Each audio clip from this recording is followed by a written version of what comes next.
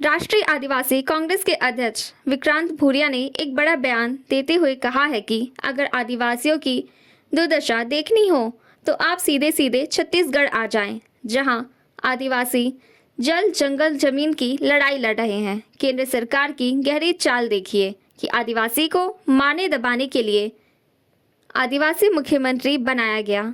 आज छत्तीसगढ़ में आदिवासियों की दैनिक स्थिति है। पूरे देश में आदिवासी दबे कुचले जा रहे हैं, जिसमें छत्तीसगढ़ अग्रणी भूमिका निभा रहा है। आदिवासी कांग्रेस ने कई गंभीर आरोप लगाते हुए आगे की रणनीति साझा की है और कहा है कि इसे लेकर एक पद आंदोलन तैयार होगा। जल्द ही आंदोलन को जमीनी स्तर पर चलाया जाएगा। देखिए, छत्तीसगढ़ आदिवासियों के लिए एक सबसे महत्वपूर्ण स्थल है। सिर्फ इस क्षेत्र में ही नहीं, पूरे देश की हम बात करें, सेंट्रल इंडिया के अलावा भी, क्योंकि अभी जिस तरह से छत्तीसगढ़ में आदिवासियों का शोषण हो रहा है, शायद मैं समझता नहीं हूँ कि कोई दूसरा राज्य इतने ज़्यादा अत्याचार आदिवासियों पर हो रहे हैं। क्योंकि यहाँ पर जो जल जंगल ज़मीन की लड़ाई आदिवासी लड़ रहा है, कहीं ना कहीं उनसे ज़मीन भी छीनी जा रही है, जंगल भी काटे जा रहे हैं और माओवादी के नाम पर, नक्सली के नाम पर ज़बरदस्त अत्याचार हो रहा है। इसमें सबसे बड़ी दुविधा जो देखने में आई है कि बीजेपी ने एक आदिवासी को तैयार करा आदिवासी को मारने के लिए, और बीच में जो पिस रहा है वो भी आदिवासी है। तो देखा जाए तो विनाश, अगर आदिवासियों का देखना है आपको, तो आप छत्तीसगढ़ आओगे तो आपको आदिवासियों का विनाश हर रूप में दिखेगा। और जिस तरह की जंगल जिस पैमाने पर कट रहे हैं, मतलब अभी हस्दे में 1 लाख से ज़्यादा तो पेड़ कट चुके हैं, अभी 3 से 4 लाख पेड़ और कटना बाकी हैं। और ये ही नहीं, यहाँ पर ही नहीं रुके, उसके साथ में जिस तरह से कांग्रेस के नेताओं को जेल में डाला जा रहा है, ये कहीं ना कहीं एक बहुत बड़ी साजिश है। चाहे वो लखमा जी हों, बाकी सब लोग हों, उन पर दबाव बनाया जा रहा है कि या तो आप भाजपा ज्वाइन करें या फिर हमारे हिसाब से चलें, नहीं तो आपको जेल से बाहर नहीं आने दिया जाएगा। तो ये जो पीड़ा है, इसके लिए हमें लड़ाई बहुत दम से लड़ना है और इसलिए हमने ये जो प्रशिक्षण शिविर शुरू करे हैं, और ये पूरे देश में हमने प्रशिक्षण शिविर शुरू करे हैं, जिसमें हमने तेलंगाना में करा था, मध्य प्रदेश में करा था, छत्तीसगढ़ में करा था, और अभी जिला स्तरीय प्रशिक्षण शिविर हमारा छत्तीसगढ़ में है, आज कांकेर जिले में है। और हम लोग यहाँ पर नए युवाओं को तैयार कर रहे हैं जो कांग्रेस की मानसिकता रखते हैं, कांग्रेस की आइडियोलॉजी रखते हो, क्योंकि राजनीति में आज कहीं ना कहीं हमने देखा कि पावर और पैसे का बहुत बड़ा रोल हो गया है और बीजेपी के पास ये बहुत अथाह है, चाहे वो पैसा हो, पावर हो।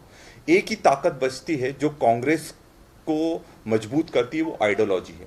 तो अब इन प्रशिक्षण शिविर के माध्यम से हम लोग कांग्रेस की आइडियोलॉजी को मजबूत करने का काम कर रहे हैं, लोगों को अपने से जोड़ने का काम कर रहे हैं। हम किस लड़ाई में लड़ रहे हैं, क्या लड़ाई राहुल जी ने जो लड़ रहे हैं उसको किस तरह से और धार दे सकते हैं, उसको पूरा हम प्रयास कर रहे हैं। तो ये 3 दिवसीय शिविर है जो कि हर जिले में हम करेंगे।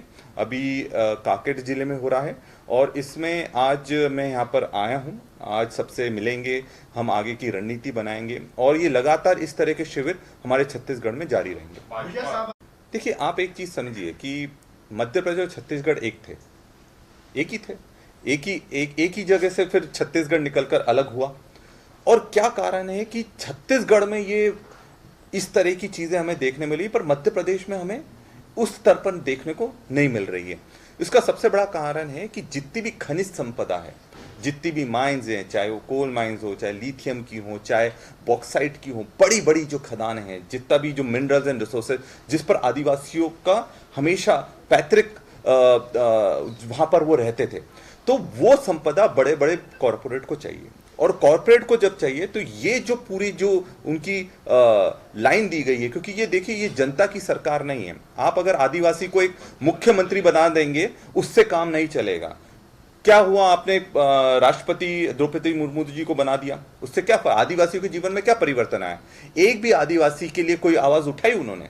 आपने यहाँ मुख्यमंत्री बना दिया, क्या फर्क पड़ा? जैसे ही मुख्यमंत्री बने यहाँ पर आदिवासी, आपने सबसे पहले कटाई चालू कर दी, हसदेव जंगल लगातार कटना शुरू हो जाए। उड़ीसा में क्या हो रहा है, यही हो रहा है। तो हकीकत यह है कि ये रबर स्टैंप आदिवासी चाहते हैं।